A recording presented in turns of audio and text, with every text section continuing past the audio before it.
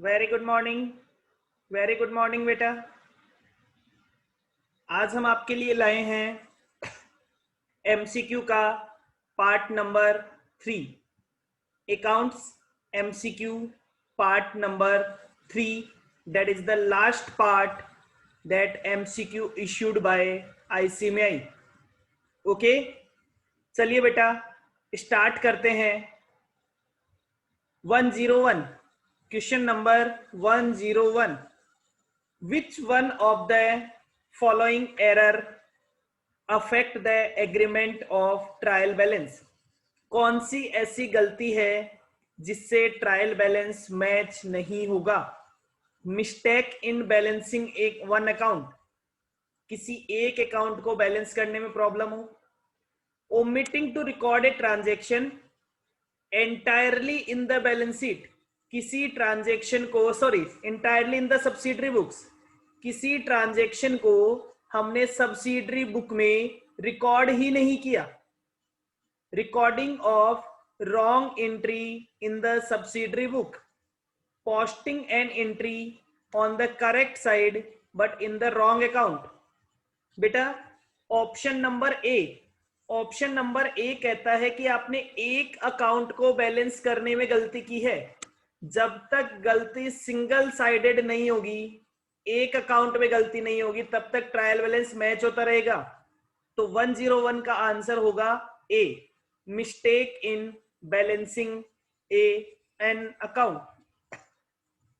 Question number 102, difference in bank balance as per passbook and cash book में arise on account of. Cash book के bank balance में और passbook के balance में difference हो सकता है।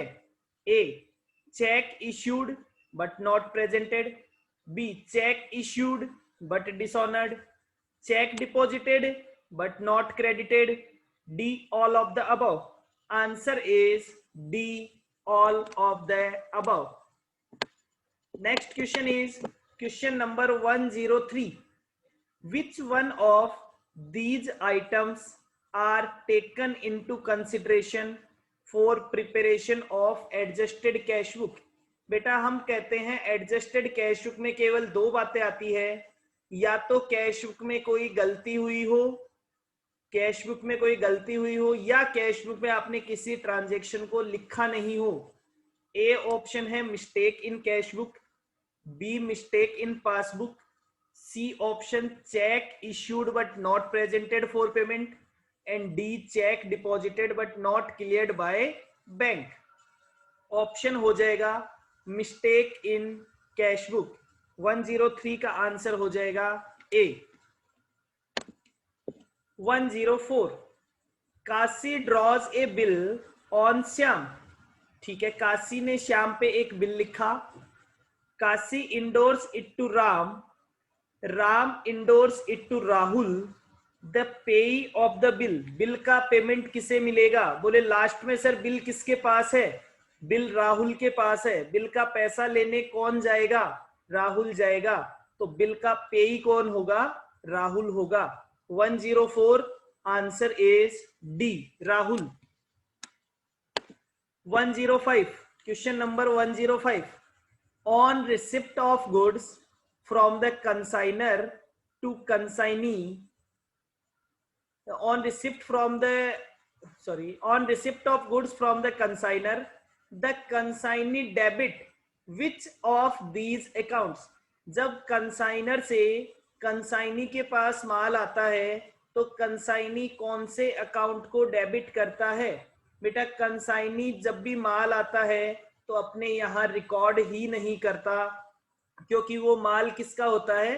कंसाइनर का होता है। कंसाइनी तो केवल एजेंट की तरह काम कर रहा होता है, तो कंसाइनी किसी भी अकाउंट को डेबिट नहीं करेगा।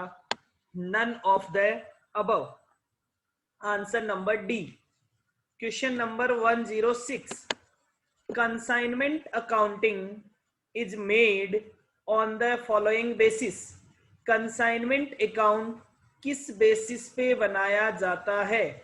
कैश बेसिस पे, रियलाइजेशन बेसिस पे, अक्रूवल बेसिस पे, और नन ऑफ द अबव। बेटा हम जनरली हमारी फाइनेंशियल अकाउंटिंग में सारी अकाउंटिंग अक्रूवल बेसिस पे ही करते हैं। कंसाइनमेंट अकाउंटिंग में भी हम कंसाइनी का बैलेंस लिखते हैं, दैट इज अक्रूवल बेसिस। 106 का आंसर होगा कंसाइनमेंट अकाउंट अक्रूवल बेसिस पे बनाया जाता है। 107 joint venture account is the nature of. Joint venture account profit और लॉस निकालने के लिए बनाया जाता है। हर साल का या हर काम का प्रॉफिट और लॉस निकाल के इसे P&L अकाउंट में ट्रांसफर कर देते हैं, इसलिए ये नॉमिनल अकाउंट होता है। 107 का आंसर हो जाएगा बी।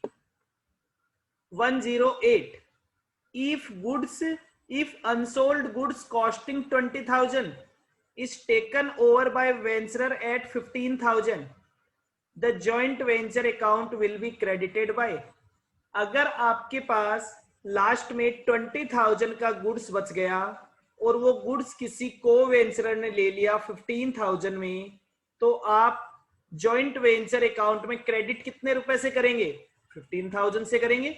जितने भी रुपए में एग्रीड प्राइस पे लिया होता है उस प्राइस पे क्रेडिट किया जाता है। 108 का आंसर हो जाएगा B. Question 109 closing stock appearing in the trial balance is shown in।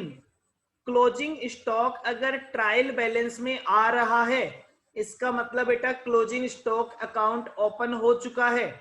अगर ओपन हो चुका है तो क्लोजिंग स्टॉक को पहली बार कहां दिखाते हैं? क्लोजिंग स्टॉक को दिखाते हैं पहली बार ट्रेडिंग अकाउंट में। तो ट्रेडिंग अकाउंट बन चुका है, अब उसे कहां दिखाया जाएगा? अब केवल उसे बैलेंस शीट में दिखाया जाएगा। अगर ट्रायल बैलेंस में क्लोजिंग स्टॉक नहीं दिखाई दे रहा होता है तो ट्रेडिंग और बैलेंस शीट दोनों में दिखाया जाता है। लेकिन अगर क्लोजिंग स्टॉक पहले से ट्रायल बैलेंस में आ रहा है तो अब केवल बैलेंस शीट में दिखाया जाएगा। 109 का आंसर होगा C. Question number 110 which one of the following character is not related to financial accounting. ऐसा कौन सा पॉइंट है जो फाइनेंशियल अकाउंटिंग का कैरेक्टर नहीं है? Financial accounting evaluates the financial strength of the whole business. बिल्कुल पूरे बिजनेस का फाइनेंशियल स्ट्रेंथ को इवेल्युएट करती है। Based on monetary transaction of the enterprise. बिल्कुल मॉनेटरी ट्रांजैक्शन रिकॉर्ड किए जाते हैं। Reports are always subject to statutory audit. बिल्कुल उसके लिए स्टैट्यूटरी ऑडिट करवाई जानी चाहिए। Reports are as per the requirement of management. नहीं बेटा, ये मैनेजमेंट अकाउंटिंग का काम है कि मैनेजमेंट के हिसाब से रिपोर्ट बना के दें।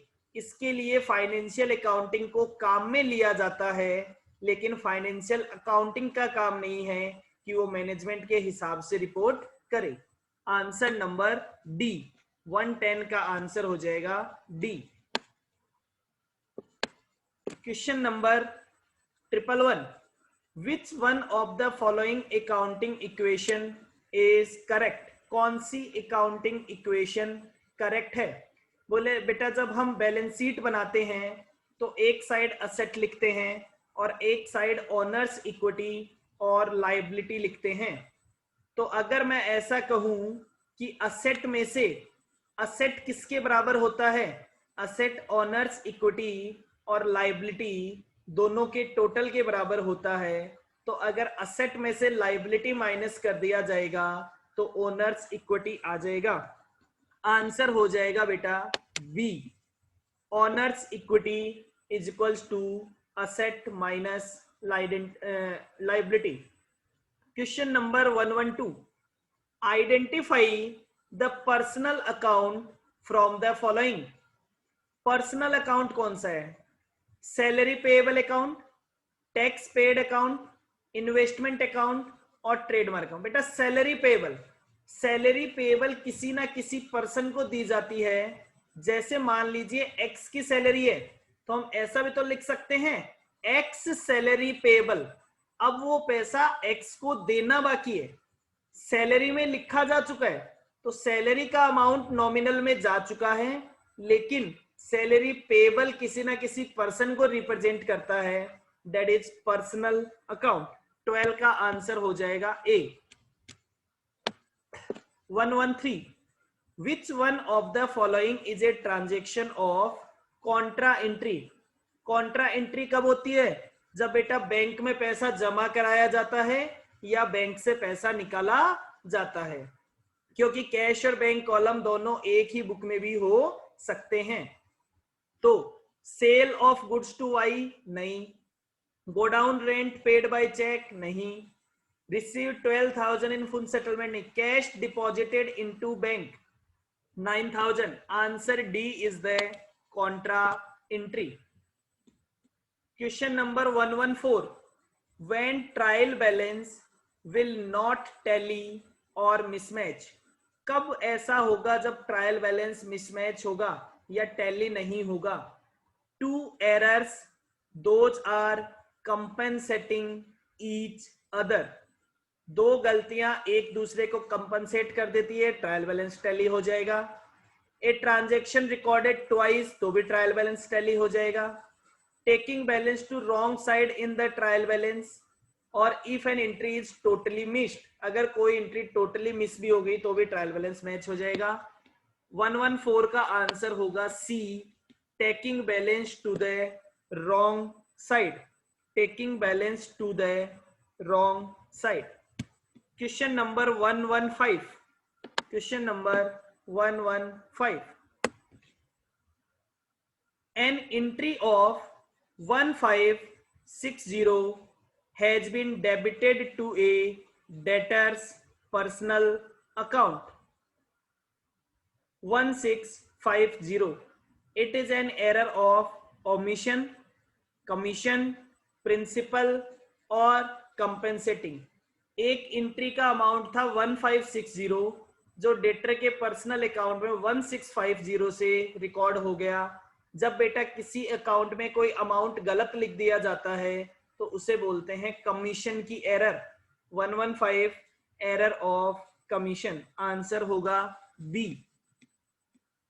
Question number 116, amount set apart to meet loss due to bad debts is a provision, appropriation, reserve और कमीशन। बेटा जब भी किसी नॉन खर्चे के लिए पैसा साइड में रखा जाता है तो उसे प्रोविजन कहते हैं। Answer is provision. Reduction in the value of asset due to its continuous use is treated as, asset की वैल्यू में उसको यूज करने की वजह से कम हो जाना डेप्रीशिएशन कहलाता है। अगर वैल्यू बढ़ती है तो एप्रिसिएशन, वैल्यू कम होती है तो डेप्रीशिएशन। 117 का answer B. 118, what happens when a bad debts is recovered? जब कोई बैड डेब्ट्स मिल जाता है, रिकवर हो जाता है तो क्या होगा? करंट असेट कम हो जाएगी? नहीं। डेटर्स का बैलेंस कम हो जाएगा? नहीं। प्रॉफिट इंक्रीज हो जाएगा? यस बेटा, बैड डेब्ट्स, जो पैसा पहले डूब गया था तो हमने हमारे प्रॉफिट को कम कर दिया था लेकिन बैड डेब्ट्स के रूप में, लेकिन जब वो पैसा वापस आ जाएगा तो हमारा प्रॉफिट वापस इंक्रीज हो जाएगा। 118 का आंसर है, 118 का आंसर है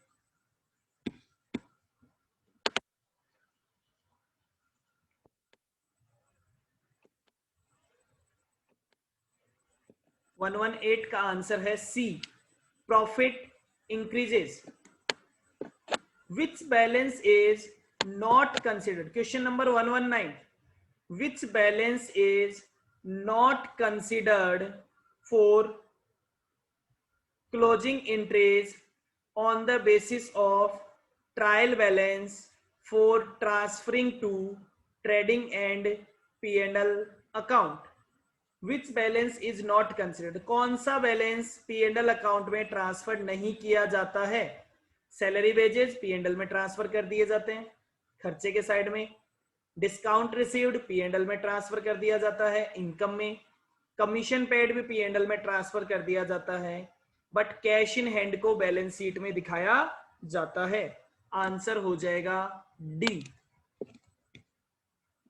question number 120, select correct journal entry to rectify an error, an amount of 10,000 withdrawn by owner for personal use debited to trade expense account। अब वो कह रहा है कि साहब एक ऑनर ने पैसा विड्रॉ किया था तो एंट्री होनी चाहिए थी drawings account debit to cash, गलती से आपने ट्रेड एक्सपेंस को डेबिट कर दिया, तो अब आपको क्या करना पड़ेगा, अब आपको ड्रॉइंग्स को डेबिट करना पड़ेगा और ट्रेड एक्सपेंस को वापस क्रेडिट करना पड़ेगा। तो ड्रॉइंग्स को डेबिट और ट्रेड एक्सपेंस को क्रेडिट। आंसर हो जाएगा बेटा A, drawing account debit, trade expense account credit. Question number 121, question number 121 आपको क्या कह रहा है बेटा, AB enterprises has bank balance 8800 as per cash book, मतलब पॉजिटिव बैलेंस है 8800 कैश बुक के हिसाब से। 3 cheques deposited into bank, bank में 3 चेक डिपॉजिट किए गए जिनका अमाउंट था 5800, बट केवल एक ही चेक 2000 का बैंक में क्लियर हुआ, मतलब कैश बुक में बैलेंस 5800 रुपए से बढ़ा, लेकिन बैंक का बैलेंस केवल 2000 रुपीज से बढ़ाया गया। तो कैश बुक का बैलेंस 3800 रुपीज से ज्यादा है। तो सबसे पहले हमें कैश बुक में से 3800 कम करने पड़ेंगे, -3800। Option number D, dividend collected by bank, bank में डिविडेंड कलेक्ट किया गया 1250, जो हमने कैश बुक में लिख लिया 1520, मतलब कैश बुक में हमने 270 रुपीज ज्यादा लिख रखे हैं, तो हम 270 रुपीज कैश बुक में से कम कर देंगे। तो आंसर हो जाएगा बेटा 8800 माइनस 3800 माइनस 270, तो बैलेंस एज पर पासबुक आ जाएगा आंसर नंबर बी 4730। वापस से समझ लें, 8800 minus 3800 minus 270, answer is 4730।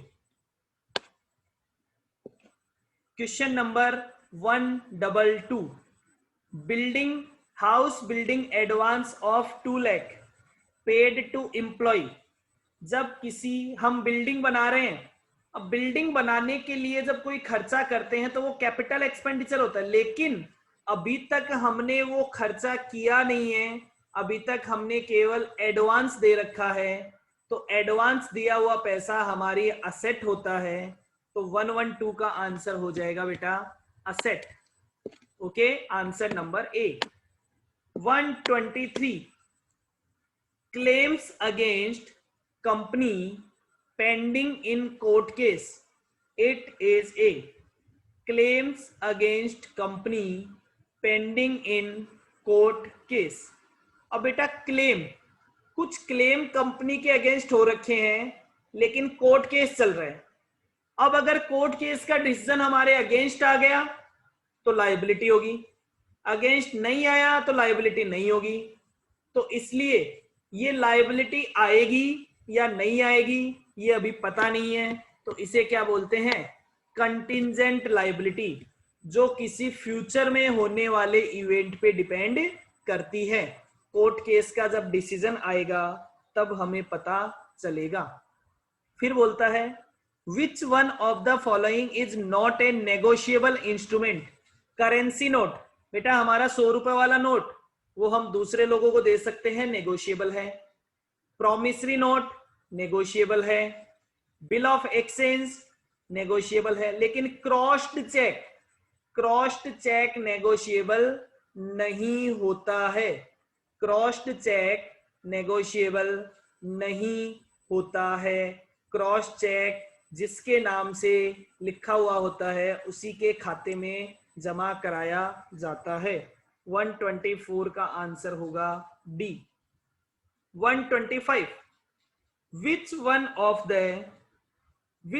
of the following is not the feature of a joint venture business?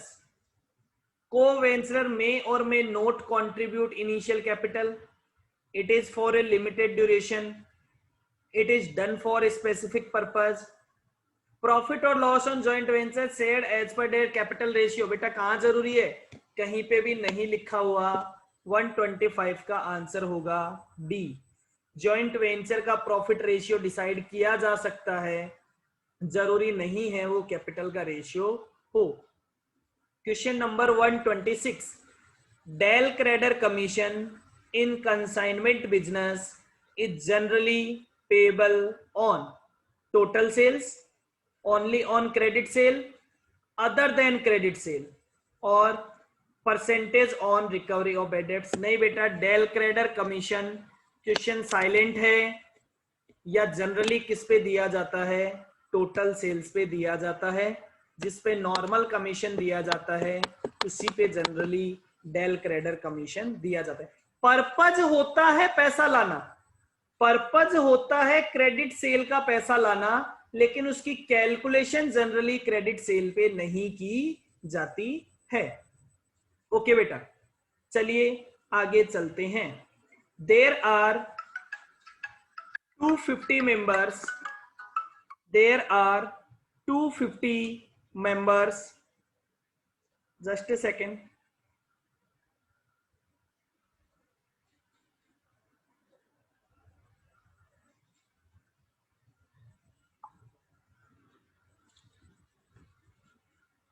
There are 250 members in the Sri Krishna Club where annual subscription is 500. During 2016-17 subscription का amount कितना receive हो गया? 97,500।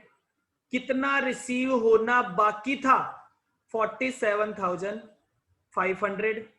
तो total amount हो गया 1,45,000। 250 members, 500 के हिसाब से कितना अमाउंट मिलना चाहिए था? हमें मिलना चाहिए था बेटा 250 मल्टीप्लाइड बाय 500, दैट इज 1,25,000। जबकि उसमें से 97,500 तो मिल चुका है और 47,500 अभी भी मिलना बाकी है। इसका मतलब ये टोटल अमाउंट हो गया 1,45,000। 97,500 प्लस 47,500, जबकि इस साल से कितना रिलेट करता था? 1,25,000। तो 20,000 रुपीज कौन से साल से रिलेटेड थे? 20,000 रुपीज नेक्स्ट ईयर से रिलेटेड थे। Question number 128 when goods are purchased for the joint venture the account debit to be debited is? when goods are purchased for joint venture the account to be debited is? जब joint venture के लिए goods purchase किया जाता है तो उसे joint venture account में debit किया जाएगा।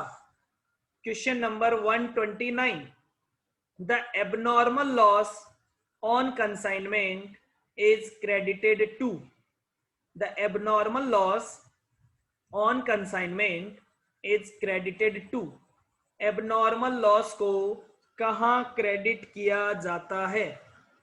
प्रॉफिट एंड लॉस अकाउंट में? प्रॉफिट एंड लॉस में तो डेबिट किया जाता है। कंसाइनी के अकाउंट में? कंसाइनमेंट अकाउंट में। कंसाइनमेंट में क्रेडिट करते हैं और फिर प्रॉफिट एंड लॉस में डेबिट कर देते हैं। आंसर हो जाएगा बेटा 129 का C. Question number 130 fixed asset and current asset are categorise as per the concept of separate entity? नहीं, उसके हिसाब से तो कैपिटल होती है। कंसिस्टेंसी अकाउंटिंग पॉलिसी के लिए होती है। टाइम पीरियड वो बेटा प्रॉफिट एंड लॉस के लिए, इनकम एक्सपेंस के लिए होता है। करंट असेट और fix asset that is going concern, business हमेशा के लिए है तो फिक्स असेट बहुत टाइम के लिए होती है। अगर बिजनेस ही गोइंग कंसर्न नहीं है तो फिर फिक्स असेट और करंट असेट में कोई फर्क नहीं होता है। Answer B, going concern. Question 131, an expenditure is in capital nature. कोई एक्सपेंडिचर कैपिटल नेचर का कब होता है, ये क्वेश्चन हमने कल भी किया था। The receiver of the amount is going to treat it for the purpose of fix, receiver से कोई लेना देना ही नहीं है। It increase the quantity of fix asset, हाँ बेटा जिस खर्चे से फिक्स असेट बढ़ती है वो खर्चा कैपिटल खर्चा होता है। कैश बुक इज ए, क्या कैश बुक सब्सिडरी बुक है? क्या कैश बुक लेजर अकाउंट है? क्या कैश बुक सब्सिडरी बुक और लेजर अकाउंट दोनों का काम करता है? और नन ऑफ द अबव। बेटा कैश बुक सब्सिडरी बुक और लेजर दोनों का काम करता है, वो स्पेसिफिकली एक लेजर अकाउंट के फॉर्म में होता है बट वो दोनों का काम करता है। 132 का आंसर हो जाएगा B. 133, the periodical total of the sales return book is posted to the, sales return book का periodical total कहाँ पोस्ट किया जाएगा? बेटा सेल्स क्रेडिट होता है तो सेल्स रिटर्न डेबिट होता है, तो debit of the sales return account. 133 का आंसर होगा B. Goods sent on consignment account is of the nature of, good sent on consignment, बेटा ये हमारे लिए एक तरह से इन्वेंट्री का काम करता है। जो माल भेजा, माल भेजना कभी खर्चा नहीं होता, इसलिए हम कहते हैं कि गुड सेंट ऑन कंसाइनमेंट तो हमारे लिए इन्वेंट्री की तरह है, असेट का काम करता है, ये एक रियल अकाउंट होता है। Question number 135, which of the following item are shown in the income and expenditure account? Income and expenditure account में बेटा वो आइटम दिखाए जाते हैं जो इनकम और एक्सपेंस होते हैं और करंट पीरियड से रिलेटेड होते हैं। Option number A capital nature, नहीं। रेवेन्यू नेचर जो इसी साल रिसीव हुए हो, नहीं। Only item of revenue nature pertaining to the period of accounts, answer हो जाएगा बेटा C. Question number 136, income tax of sole trade paid is shown in, sole trader का इनकम टैक्स कहां दिखाया जाएगा? सोल ट्रेडर का इनकम टैक्स कहां दिखाया जाएगा? आपने इनकम टैक्स पे किया है तो बेटा इनकम टैक्स पे करते हैं तो क्या करते हैं, ड्रॉइंग्स हो जाएगा, और ड्रॉइंग्स कैपिटल को कम करता है तो हम कहेंगे debited to his capital account. Ultimately आप ये भी कह सकते थे सर कि ड्रॉइंग्स डेबिट होगा, अब ड्रॉइंग्स कहां जाता है, वो कैपिटल में चला जाता है, तो नेट इफेक्ट किस पे आता है? जब भी कोई पर्सन ड्रॉइंग्स करता है तो उसकी कैपिटल कम हो जाती है, तो हम कहेंगे debited to capital account. Question number 137, narration are given at the end of each journal entry, इसमें कहीं सोचने की जरूरत नहीं थी, आंसर हो जाएगा डी। ओके चलिए फिर बोलता है life membership fees received by A club is a, जब कोई club life membership fees receive करता है तो वो क्या होती है? कैपिटल रिसिप्ट होती है। ए bad debts recovered during the year will be, जब कोई बैड डेब्ट्स रिकवर होता है तो वो क्या होता है? That is a revenue receipt. जब भी कोई बैड डेब्ट्स रिकवर होता है, बेटा जब बैड डेब्ट्स होता है तो रेवेन्यू खर्चा बोलते हैं, तो जब बैड डेब्ट्स वापस आता है तो वो रेवेन्यू रिसिप्ट होता है। नॉमिनल अकाउंट रिप्रेजेंट्स प्रॉफिट और गेन, लॉस और एक्सपेंस, बेटा नॉमिनल अकाउंट में प्रॉफिट वाले अकाउंट पे आते हैं, लॉस और एक्सपेंस वाले अकाउंट पे आते हैं, तो 140 का आंसर हो जाएगा सी। 141 prepaid rent is a. Prepaid rent क्या है बेटा? प्रीपेड रेंट किसी ना किसी पर्सन को रिप्रेजेंट करता है कि हमें किसे पैसा देना बाकी है। रेंट नॉमिनल होता है, लेकिन प्रीपेड रेंट हमने किसी ना किसी पर्सन को दे रखा है, तो it is a representative personal account. 141 का आंसर होगा B. 142 purchase book is used to record. Purchase book में बेटा, क्योंकि सारे कैश के ट्रांजेक्शन कैश बुक में आते हैं, परचेज बुक में क्रेडिट परचेज आती है, और वो भी केवल किसकी आती है? गुड्स की आती है, क्योंकि असेट अगर परचेज करते हैं तो वो परचेज नहीं कहते हैं, इसलिए all the credit purchase of goods. 142 का आंसर होगा सी। 143 द सोर्स डॉक्यूमेंट और voucher used for recording entries in the sales book. Sales book में एंट्री कहां से रिकॉर्ड की जाती है? जो हमने इनवॉइस लोगों को काट के दिए हैं, that is invoice sent out. 143 का आंसर हो जाएगा बी। 144 ledger contains various. एक लेजर बुक, लेजर का मतलब होता है अकाउंट्स बुक, उसमें बहुत सारे अकाउंट्स होते हैं। 144 का आंसर होगा C. Question number 145 purchase price of machine. एक मशीन का परचेज प्राइस था 8,90,000। उसको लाने में फ्रेट और कार्टेज लगा 7,000। इंस्टॉलेशन चार्जेस लगे 30,000। बेटा इंश्योरेंस चार्जेस, क्या इंश्योरेंस चार्जेस मशीन को चलाने के लिए कंपलसरी था? नहीं, वो हमेशा आगे के पीरियड के लिए लगता है, वर्किंग कंडीशन के बाद तक काम करता है, इसलिए इंश्योरेंस चार्जेस कैपिटलाइज नहीं होगा, वो हर साल लगता है। तो परचेज प्राइस हो जाएगा 8,90,000 plus 7,000 plus installation charges 30,000, total is 9,27,000। 9,27,000। Residual value is 40,000, तो बैलेंस रह जाएगा 8,87,000 divided by 5 years. Divided by 5 years, तो डेप्रीशिएशन कितना हो जाएगा? डेप्रीशिएशन हो जाएगा 177,400। ए ऑप्शन हो जाएगा आंसर 177,400। कैलकुलेशन वापस समझ लीजिए, 8,90,000 plus 7,000 plus 30,000 minus residual value 40,000 divided by 5, तो डेप्रिसिएशन हो जाएगा 177,400। फिर बोलता है बेटा क्वेश्चन नंबर 146, क्वेश्चन नंबर 146 आपको कहता है the value of an asset after deducting the depreciation from the historical cost, तो वो क्या कहलाता है? वो बुक वैल्यू कहलाता है। वो बुक वैल्यू कहलाता है। क्वेश्चन नंबर, आंसर हो गया D. Question number 147 goods worth ₹272 returned by Lala.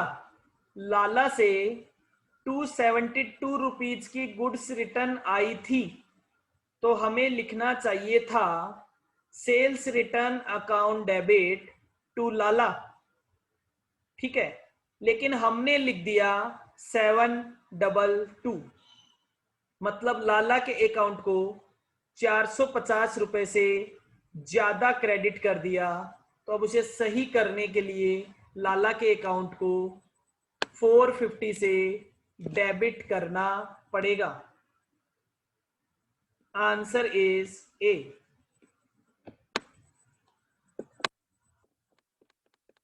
Question number 148 when preparing a bank reconciliation statement, if you start with debit balance as per cash book. debit balance as per cash book का मतलब होता है positive balance, cheque sent to bank but not collected, आपने bank को cheque भेजा है but collect नहीं हुआ, मतलब कैश बुक का बैलेंस बढ़ा हुआ है, पासबुक का बैलेंस कम है, तो आपको कैश बुक में से भी कम करना पड़ेगा, आंसर हो जाएगा डिडक्टेड।